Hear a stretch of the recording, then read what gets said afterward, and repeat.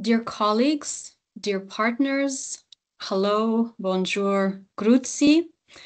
We at the Data Science Competence Center of the Swiss Federal Statistical Office are very happy to welcome you to our webinar series, Data Science and AI for Public Good.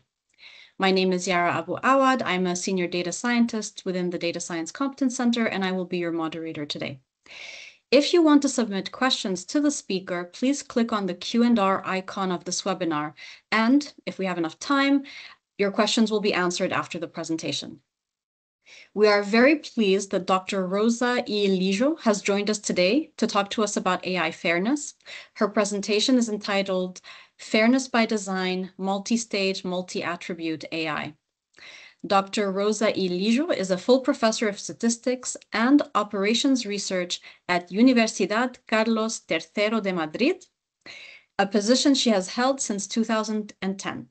She earned a BSc in mathematics with honors from Universidad Complutense de Madrid, I hope I said that correctly, in 1992, and a PhD in mathematical sciences from the same university in 1996. She leads the UC3M Santander Big Data Institute, EBDAT, and directs the ENIA Chair AI Impulsa with Universidad, focused on the data economy. Her research spans high-dimensional and functional data analysis, system reliability, and more recently, interpretability and algorithmic fairness in AI. She has published more than 100 papers in international journals, supervised 21 PhD theses, and collaborated on numerous projects with industry and public institutions. Her recognitions include Banco Santander's Excellence Award for Young Researchers, earned in 2012. She has served on ANECA and AEI evaluation committees since 2014 and has held visiting appointments at UC Berkeley and the University of Arizona. She also created the Stat Wars Outreach series and actively promotes R&D and I transfer through partnerships across sectors. Dr. Lillo, as I said, we're very pleased to have you, and the floor is yours. Okay. I will, first of all, I would like to express my gratitude to the opportunity to share my contribution in this area with your institute. I am very happy, and especially I would like to thank to Christine that I knew in Pamplona. Before to give the talk, I would like to introduce the institute that I lead to comment some of the characteristics because you can find interesting to collaborate with us. I share my screen.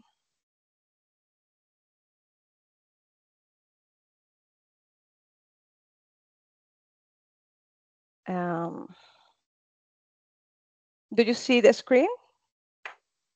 Yes, we do. Yeah. Then EBDAT is institute belong to the Universidad Carlos III de Madrid, in which we are specialized in big data analytics and all the different aspects related to artificial intelligence. We are a group of very multidisciplinary team because I think that now it's necessary to count with all the perspective of quantitative problems in order to have a success in the contribution. Then we have mathematicians, physics, engineering, and most of them are PhD. As you can see, we are less than you. I hear that you are about 900 people, and we are very small group. But the thing is that the collaboration between us is very productive. An example of the multidisciplinary is the deputy director of EBDAT is Ruben Cuevas. Is a telematic engineering, and I am, as before comment, Yara, mathematician. I think that the collaboration now is very important. We in the most important thing to me in EBDAT is the atmosphere of working that we are able to create. This is very important to face the problems that we have. And respect with the things that we do, I can split in several parts. For one, we develop innovation academic research because we belong to a university, and for example, I'm professor in the statistics department.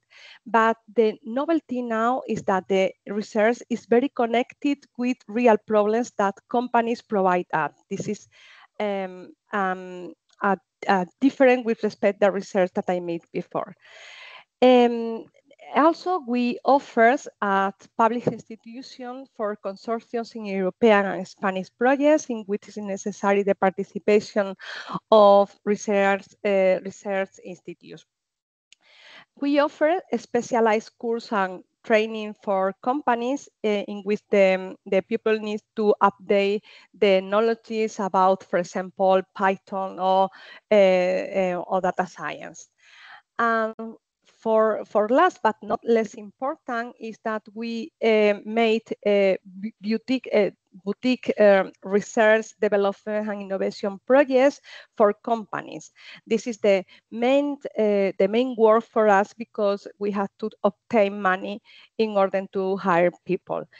And in this case, the companies signed an agreement with the university to develop a special work that needs mainly Greece works instead of a lot of people working in the same thing. I think that we solve very interesting problems with very different kind of companies.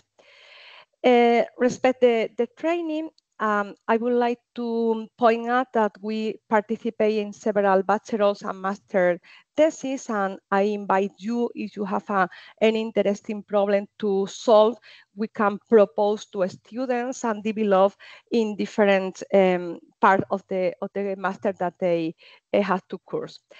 And we look for industrial PhD students and internships in the institute. For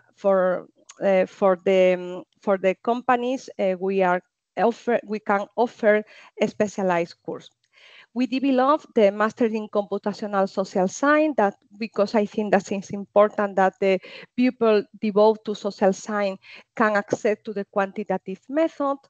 And we have a course with Deloitte, it's an important consultant, very focusing artificial intelligence and data science.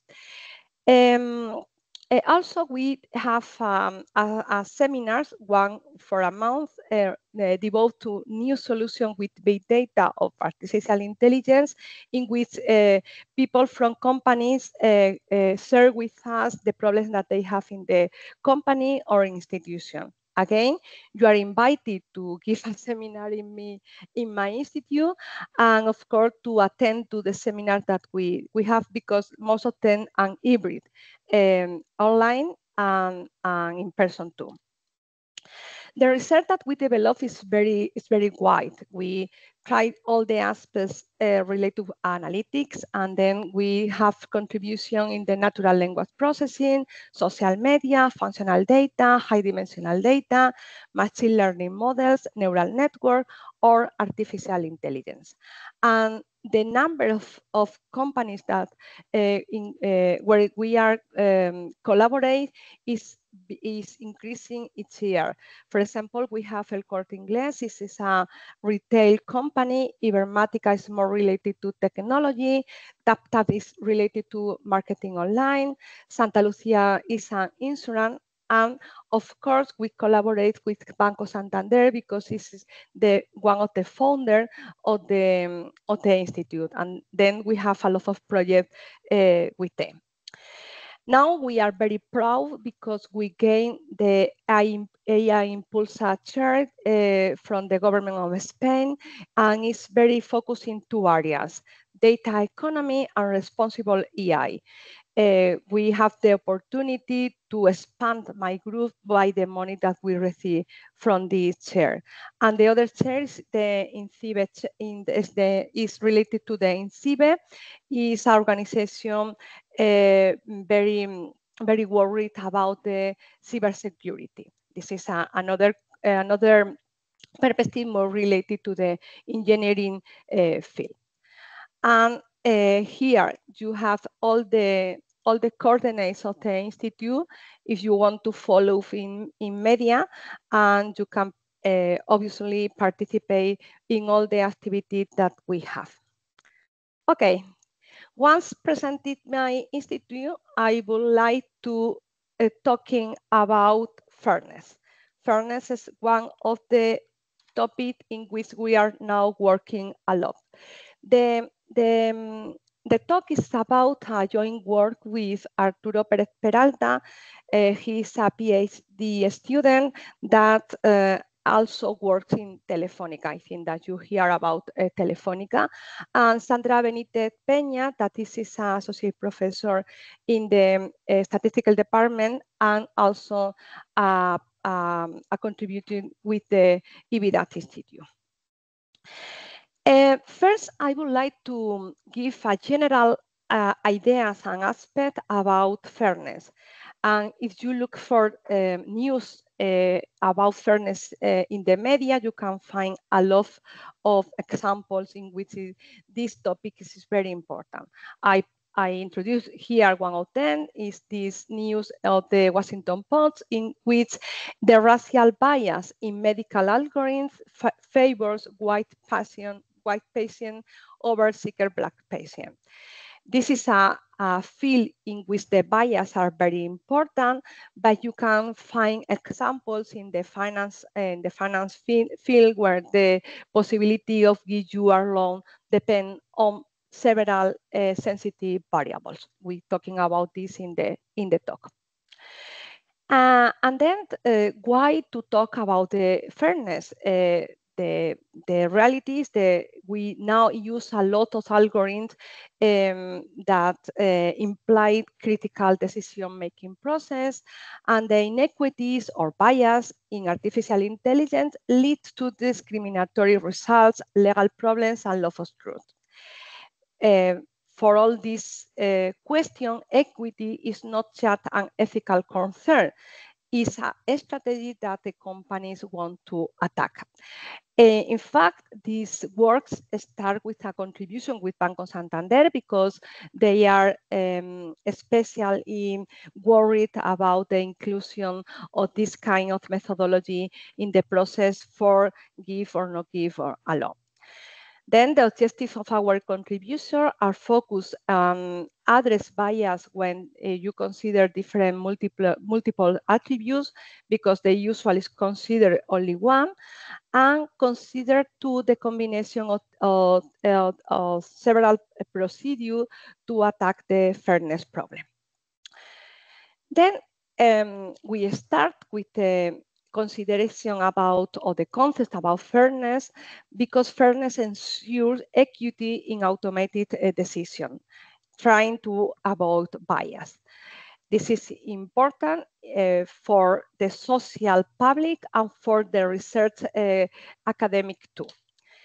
And I think that there is difference between bias and discrimination. Bias is when a system, is observed a systematic tendency of a model or algorithm to favor certain outcome over others due to the information provided during the training process. We are talking about training process along of the talk. And the discrimination is more stronger word, is when a model or algorithm unfairly treats certain groups or individuals in comparison to others. In most of the case, bias can be implied discrimination, but not always. Sorry. I don't know why I did. Sorry. Yeah. I don't know if you know the Compass algorithm. The Compass algorithm is a useful tool in the US in which they calculate the probability of receiving of people that made offense. There is very famous because the algorithm has a lot of bias. For example, if you observe this white man, made several offense, and the probability or the risk that the algorithm gives is 3, is a low risk. While this woman, this black woman that made light or more or less severe offense has a probability of retribution of 8. This obviously is a discrimination, and the thing is that if you enter in depth to see the score related to the algorithm, you can observe that the distribution in the black defender is more uniform along of the score, while the distribution related to the white defender is more skewed over the low rank. This can be the motivation for the bias that the algorithms give. And this is obviously, in this case, a case of discrimination. Another example, if you ask Google search to give you the names of SEO, you have to wait for the first woman, the Barbie. Barbie is considered by the Google search as the most important female SEO. Or if you ask to generate image of doctor and nurse working in a bar, you can observe that all the doctors are men and all the nurses are women. Then all this evidence support the need for evaluating and mitigating bias in algorithms. This is a new topic, hot top research of field, and without this evaluation, bias in data models can lead to discriminatory outcome. Therefore, I think that you are convinced that it's very necessary to make research in this field. Now the question is how to turn ideas, because the fairness is very general, into action, into reality, or into the mathematics. In this case, we need to focus some notions in order to evaluate how to attack this problem in practice. Then, first, I would like to present the sensitive attributes. Is a key characteristic like race or gender, critical for fairness. Then, the sensitive attribute split the population into class. Privileged class, group receiving favorable treatment or advantage, or non-privileged class, group facing potential disadvantage or discrimination. For example, if you observe this figure, I imagine that you are thinking that is Obama.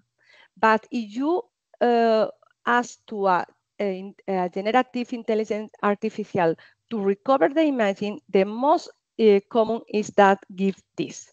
A white man with blue eyes. Then this is an example of bias toward white people. This is the privileged group in this case.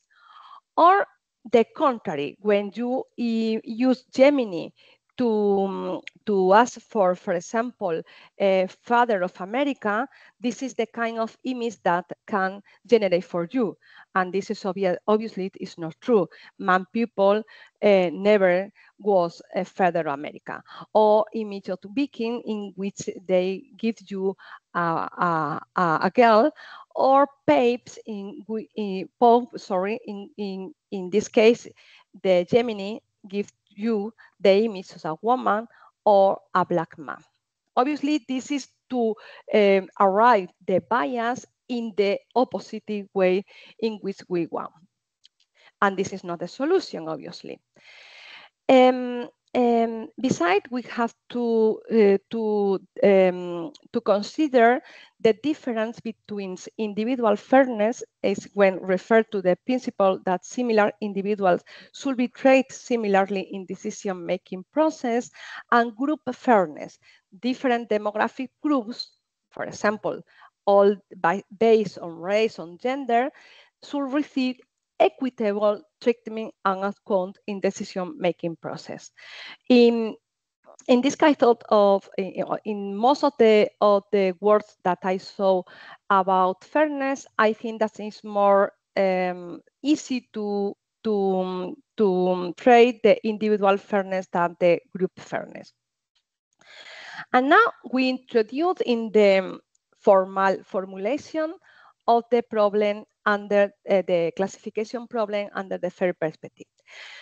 I focus in the classification problem because it's the more usual in this kind of task, in which, for example, you have to decide you obtain the loan or you don't obtain the loan, or I give you the treatment or not, or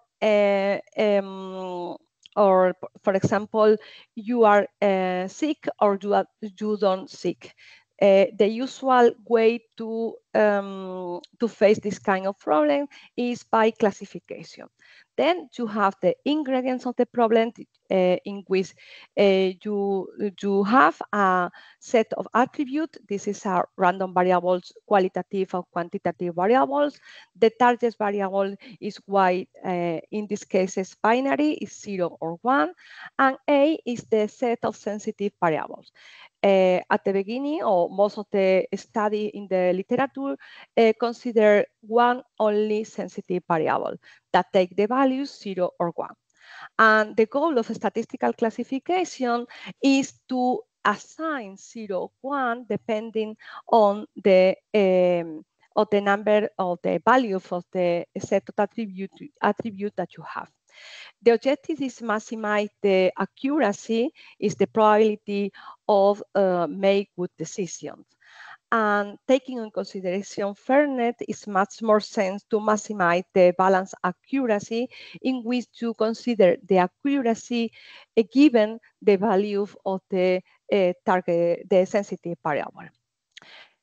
If we materialize this problem in the case of credit scoring, it's usual that you have the decision to assign 1 or 0 depending on the value that take a function of the attributes. If the function of the attribute is higher, a fixed value, then we assign 1.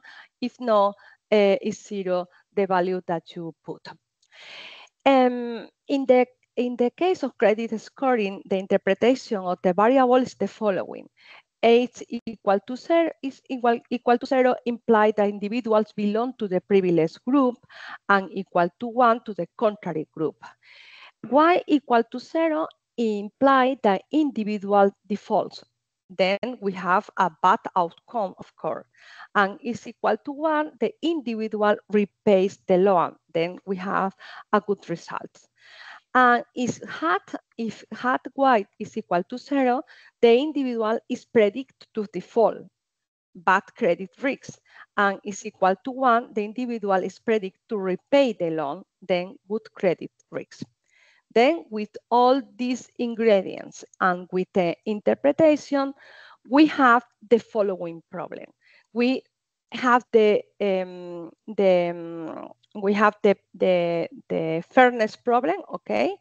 But the thing is, we need metrics, we need indicators in order to measure how fairness is my algorithm or my data.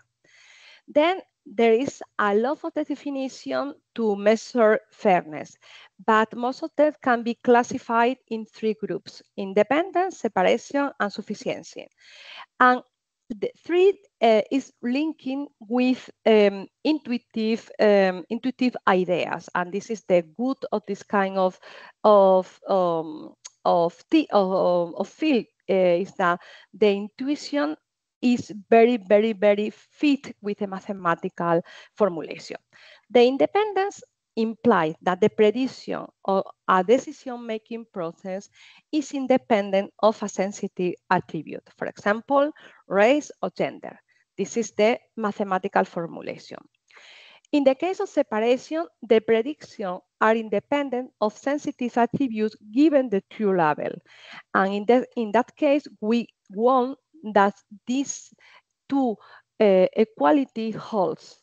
is difficult to obtain, and in some case, we only want a bound of this equality, but the objective is that the two are true.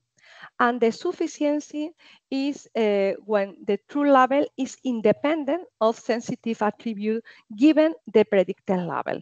This is a different perspective of the fairness. Then the thing is how is the indicator that we use, and we have three index.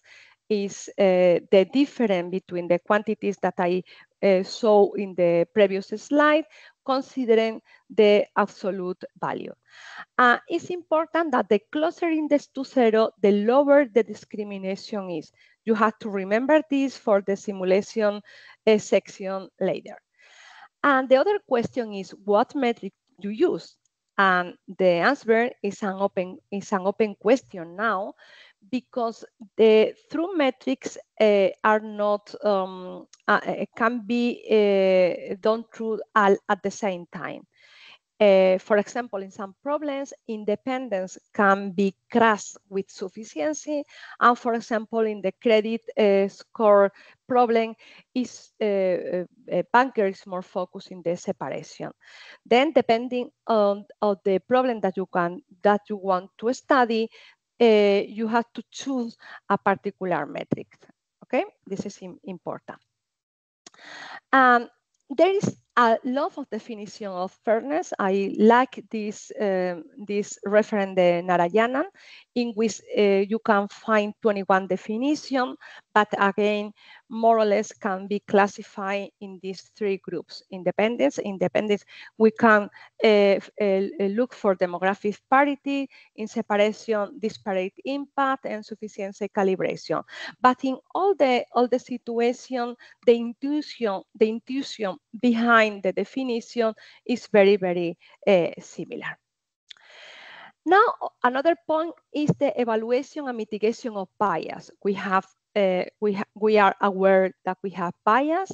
We are aware that we can measure this kind of definition, the fairness, and now where I can find the bias. Then we have bias in data, bias in modeling, a bias in human review.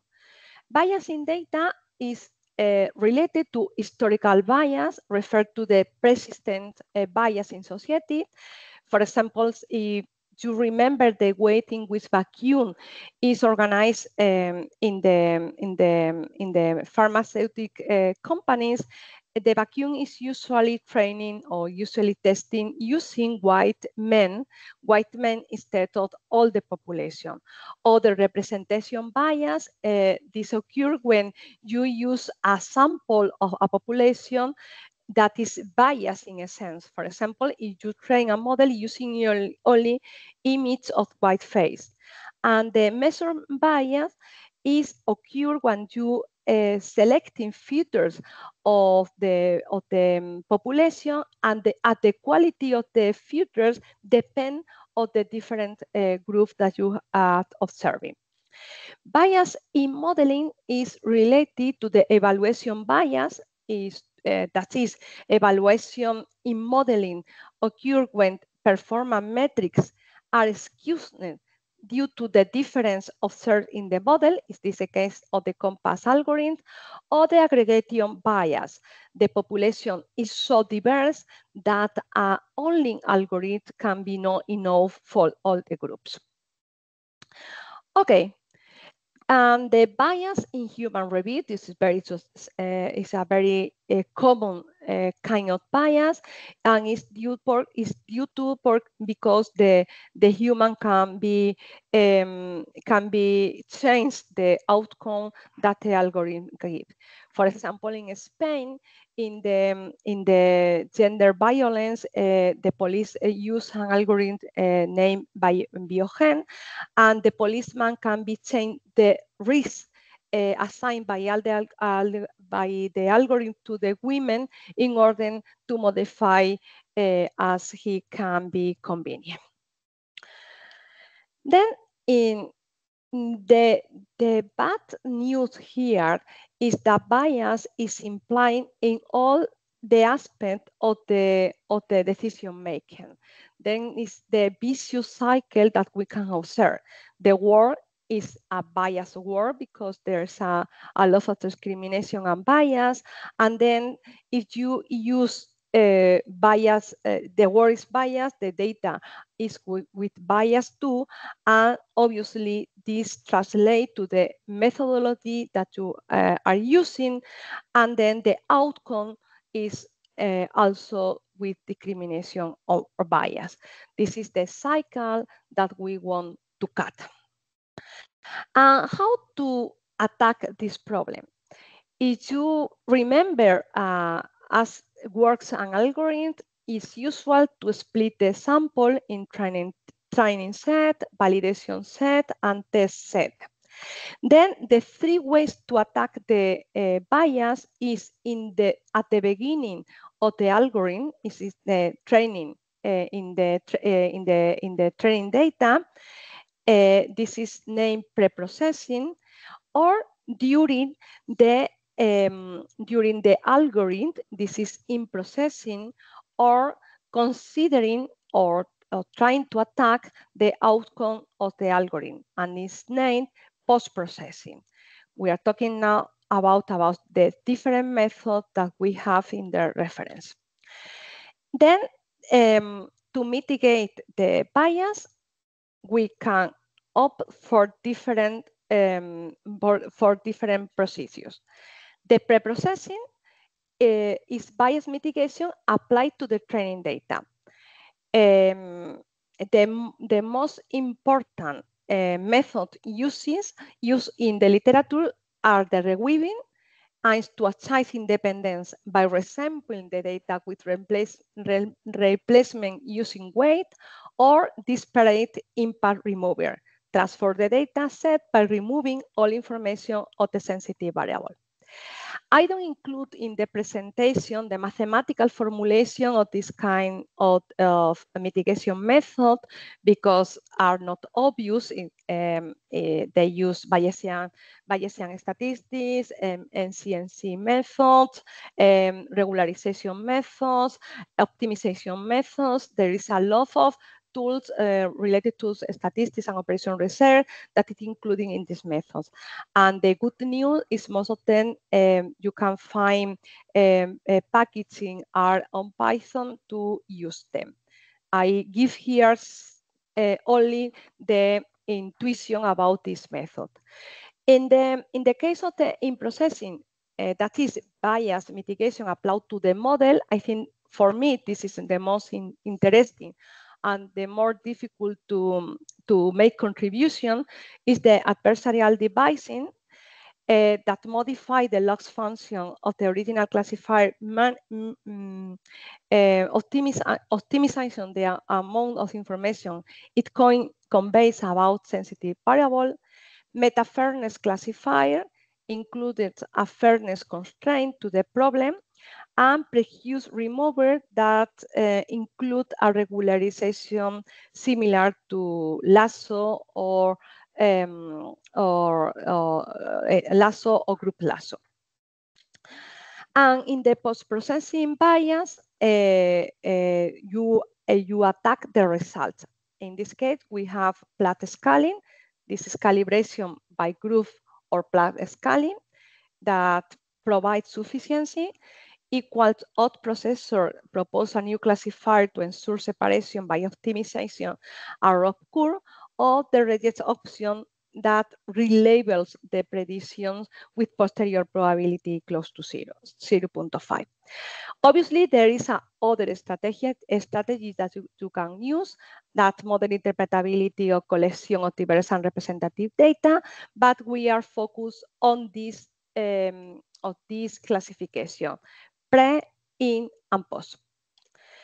Then this is the base of our contribution in this paper that we submit to publication, but you can find in this address of archive, in which our proposal, again, motivated by the necessity of Banco Santander is based on is that it's usual to consider more than one sensitive variable.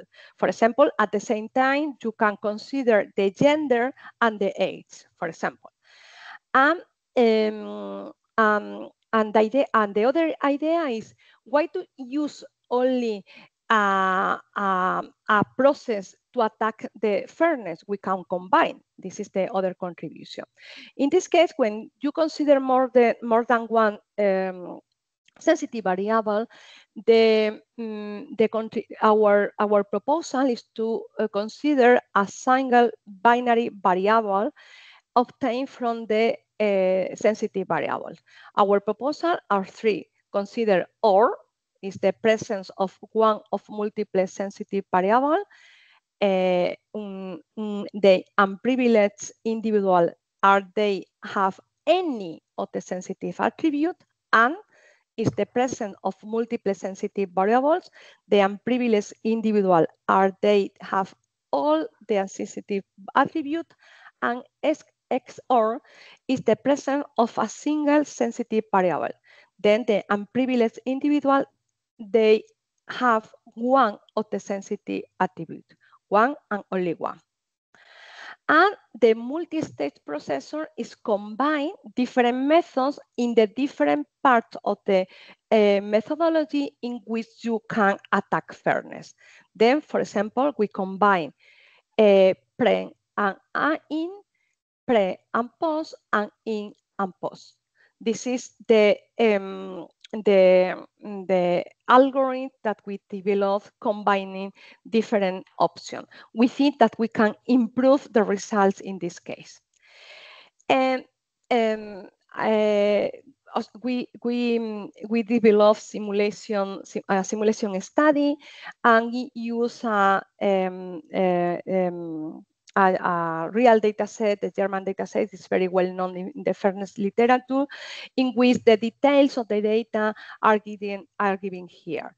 In the simulation, we have 6 features, and in the German data set, we have 61. We consider two sensitive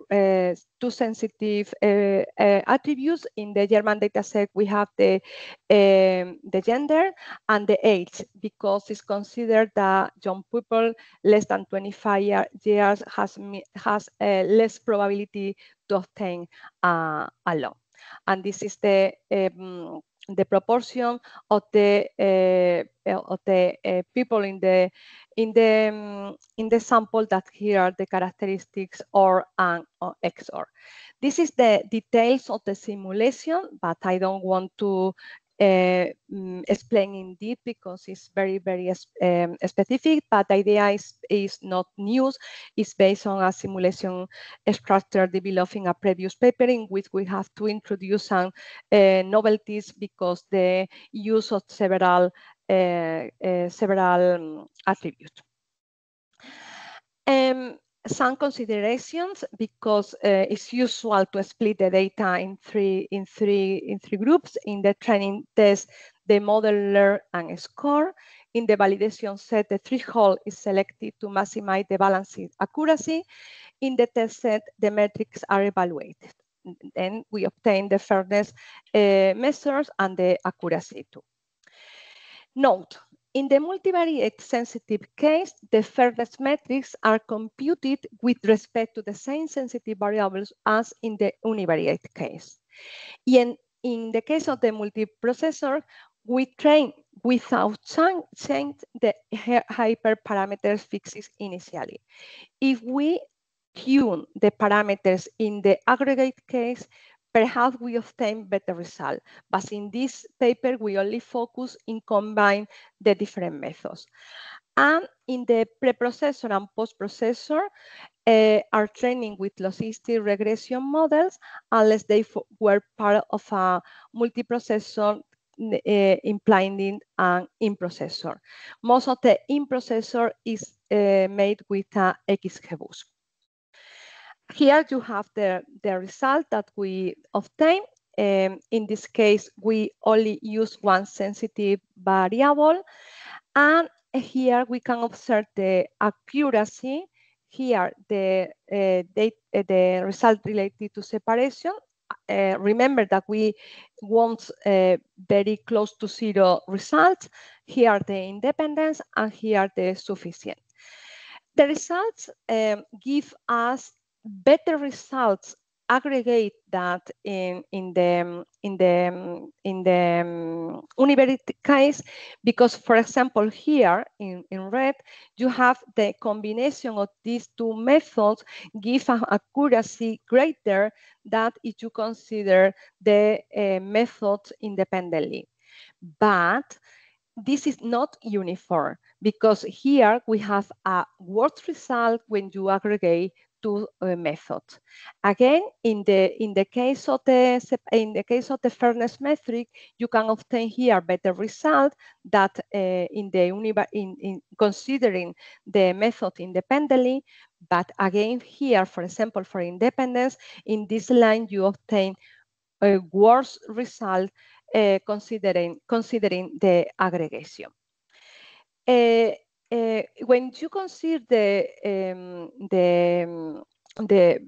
several variables, for example, the OR auction, the conclusion are the same. You can obtain good result aggregating, but in some case we can obtain worse result. Very well commenting about the results you can find in the paper that I give the reference before. This is a graph in which I like to follow the behavior of the different simulations, particular simulation, because we select 10 in different colors. Because, for example, here you have in this point, you have a high accuracy, but the combination decreasing the accuracy. At the contrary, you have here point in which the combination, for example, the combination of the two methods give a better accuracy. In the case of the fairness index, a separation on accuracy occur the same. The combination of two methods is not always better option, but in some case, the improvement is very significant. This is the case when you use a single simulation, because the other plot is related to the aggregation of repeat the process a lot of times, and we consider the median. But it's the result for a single simulation, 1 of 10, and again the results are the same. For a single simulation, the improvement can be very, very significant, and improvement in the fairness result are too very good. And when you consider a single simulation with two sensitive variables, we can observe this kind of behavior too, in which we can improve the fairness metrics too. Okay. For the German data set, when we use one sensitive variable, we can obtain also results in the same line that simulation. We can improve more of the result improve. And in the case of two sensitive variables, we can observe improve and don't improve the two options. I would like to present to the Pareto frontier, because there is a bad thing about fairness, that if you want to increase accuracy, in most of the case you decrease the fairness. This is the case on the simulation, in which this is a good case, because if you want to gain in accuracy, you don't lose a lot in fairness. But in the German data set, obviously, if you increase the accuracy, you decrease, for example, the separation, as you can see here. This is named Pareto frontier. You have to find the trade-off in between all the options. And now I would like to present the new, in very quickly, the new problem that we are face, and this is the analysis of fairness in recommender system.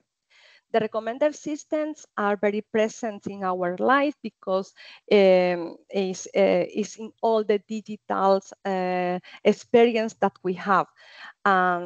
In that case, we are worried about the behavior, the preference, and the content visibility. Now, in the last time, there's problems related to the recommendation is about fairness and bias too. First, what is a recommendation system? There is algorithms or model that suggest relevant items to users, and they try to personalize the user experience.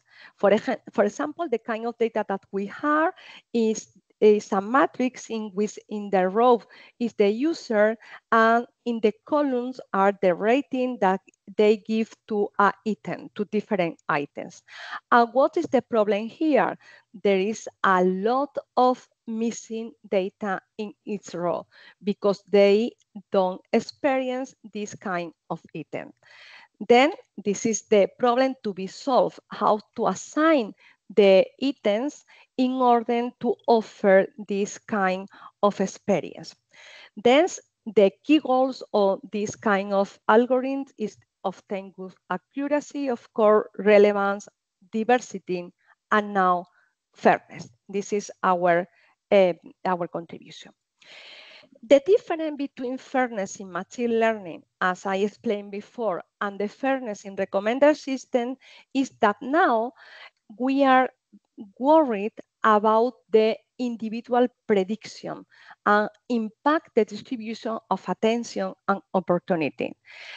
Now, the fairness affects both users who get what and items who get recommended.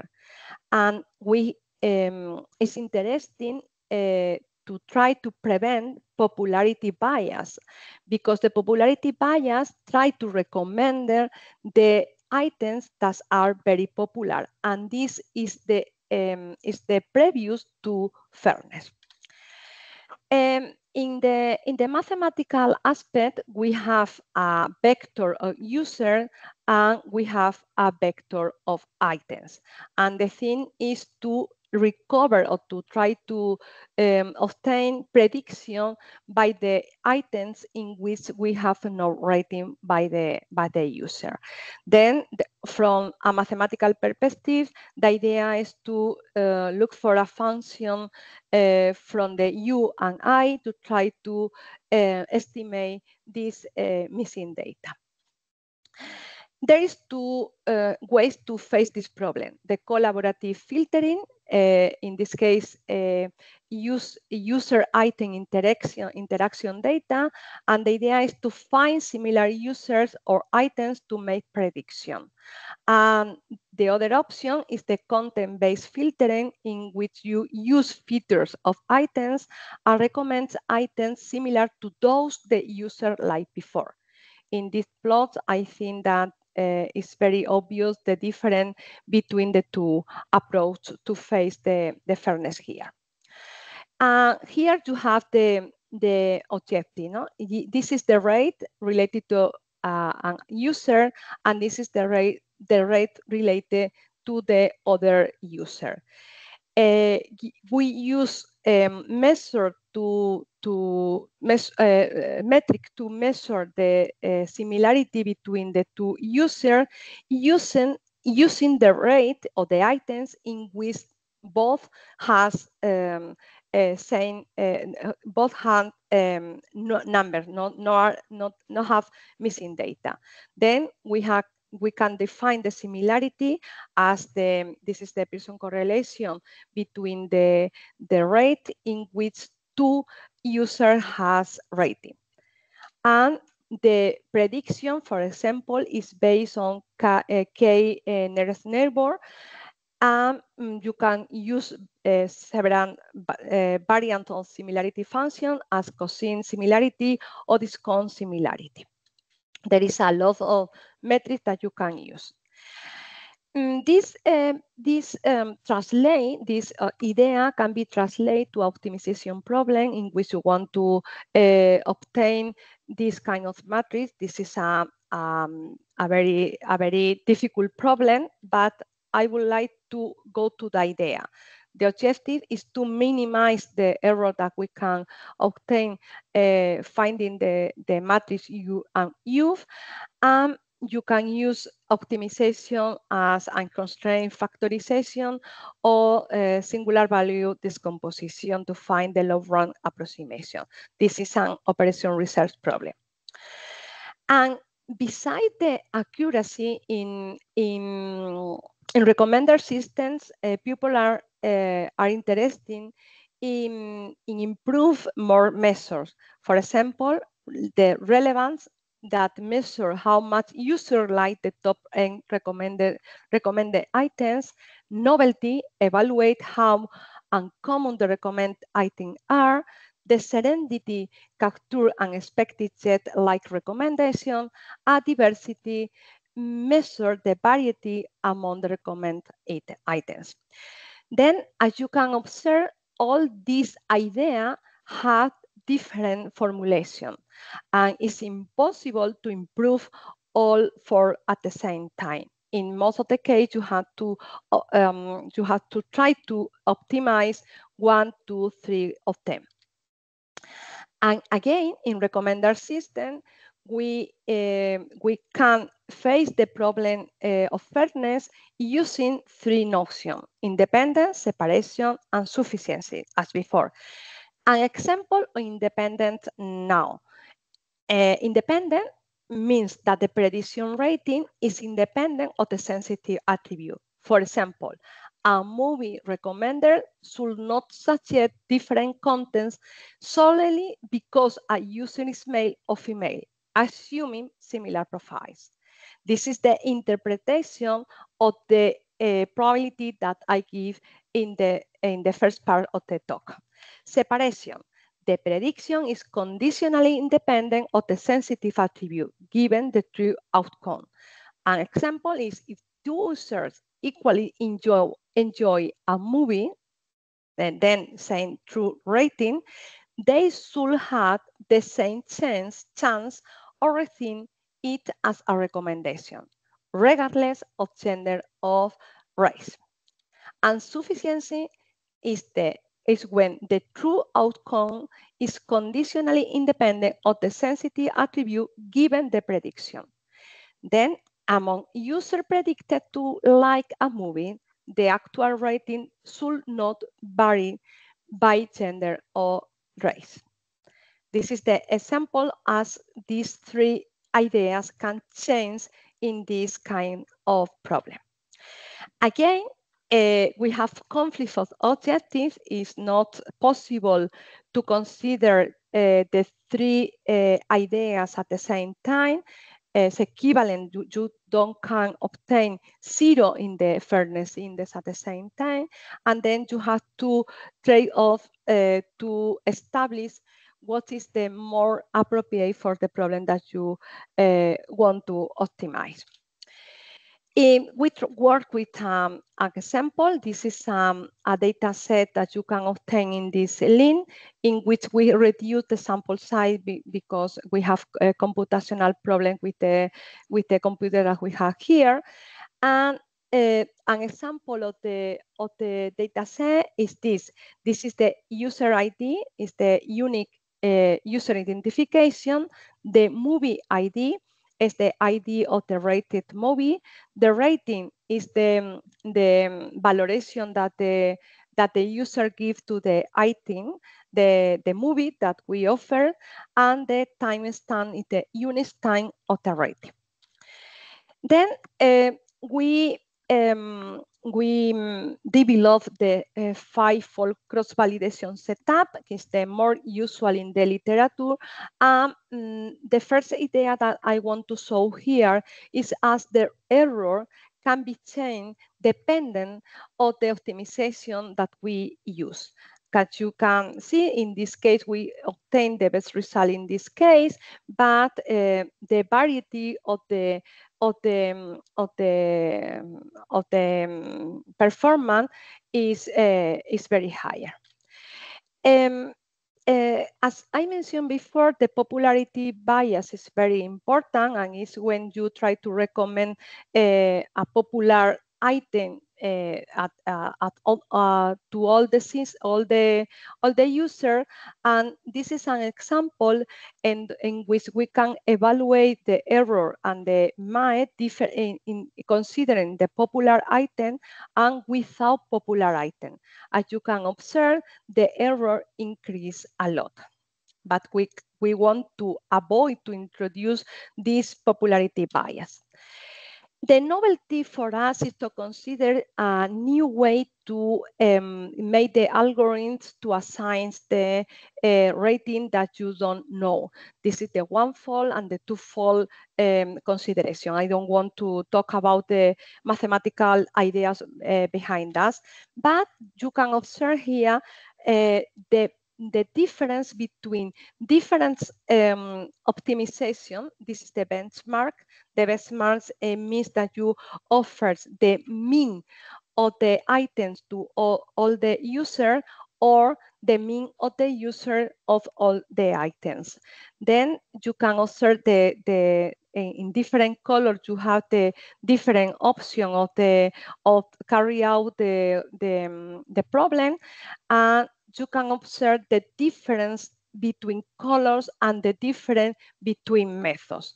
Then, as conclusions, the training time is very important.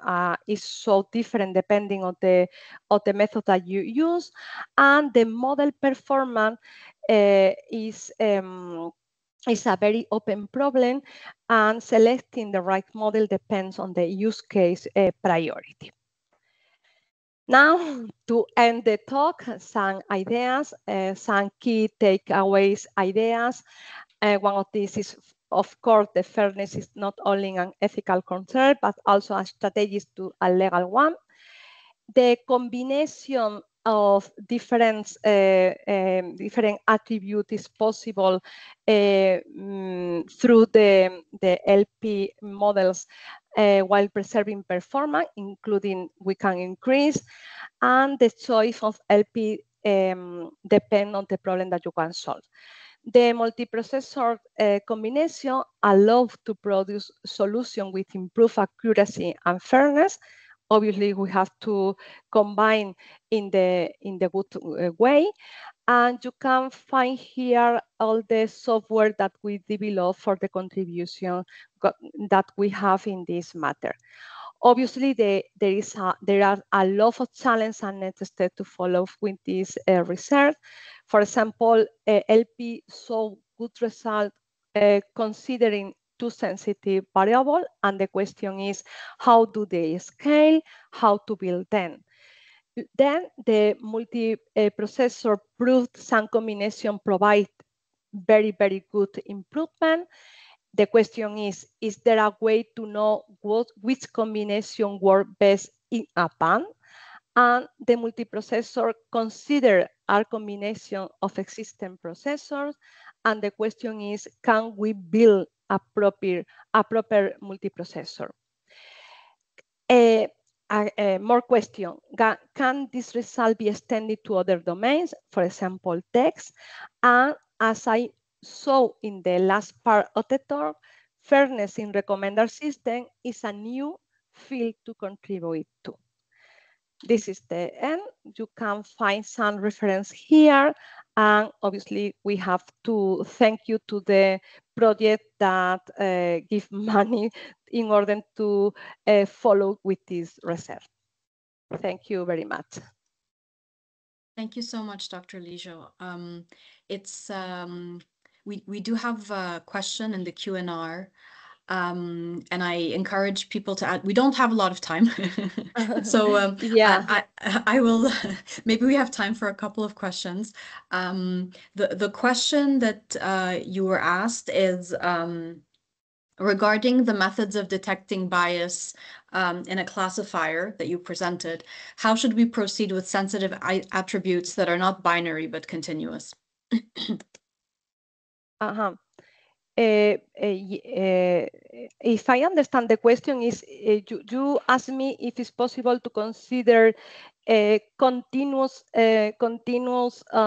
sensitive attribute. Yes. Oh, yeah. I don't. Under my knowledge, I don't have information about how to consider this. I imagine that the ways is to try to make discrete the continuous random variable and then split into case. But I don't have information about reference using continuous case.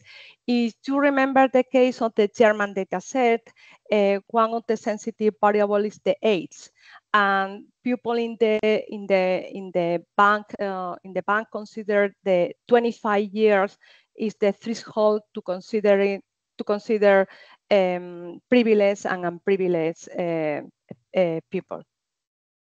Okay, thank you. The other question that I would have is that you had mentioned that you could consider group fairness or individual fairness metrics. Did I hear correctly that there's a preference for individual fairness, or could you elaborate on that a little bit? Which type of fairness you would want to achieve? I think you looked mostly at group fairness metrics in the work that you showed us. Yeah. In the case that you consider attribute variable, considering all the into groups, then we are faced obviously group fairness. The thing is that to consider individual fairness is more focused in the person.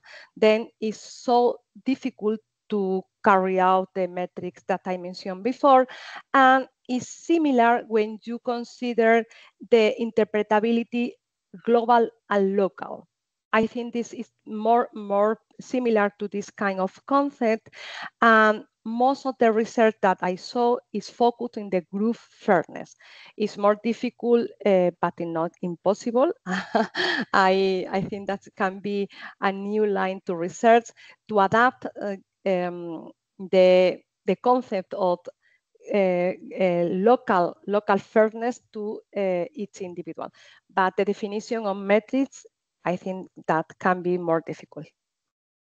Yes, I agree with you. I also wanted to sort of let's see, I think we have another question. But to sort of say, this concept of fairness also applies to us as an official statistical office, because if you're predicting things poorly in subsets of the population, you're predicting statistics less well using algorithms for whatever reason, then that could lead to an unfair outcome for that subgroup as well. The second question that we have from our participants, and I think it's the last one we're going to take because we're a bit over time. So thank you for sticking with us, Dr. Lillo. The question is, regarding the methods of detecting bias in a classifier presented earlier, how would we proceed with sensitive attributes that are not binary? Oh, it's the same question. Sorry. Question, yeah. The second question is above. It says, yeah, regarding well, the combination. The new lines of research is to consider more than one attribute and consider more than two results for the sensitive variable. It's not continuous, but imagine that you have three groups instead of three groups. Yeah. There's the new lines of the research in this area. I apologize because I was reading the questions top to bottom, but it seems that it put the new question on the top. So the question is, regarding the combination of MPs, are there any quick insights you can share about why some combinations work and why some don't work at all? Yeah, we have no evidence. The first paper that we have is related to the idea of combination. It's a good idea to combine, but we have not evidence for what combination are the best. The intuition is depend on the problem. It's not a rule for all the combination, but if you read the paper, you can find a wide discussion about the improvement that we obtain. Well, thank you very much. I think that's it for today. I want to thank everyone for joining us. I want to thank you again, Dr. Lillo, for giving us a very, very interesting talk today. And I'm going to wish everyone a really lovely Friday afternoon and a very, very good weekend. Okay. Thank you very much for the attention.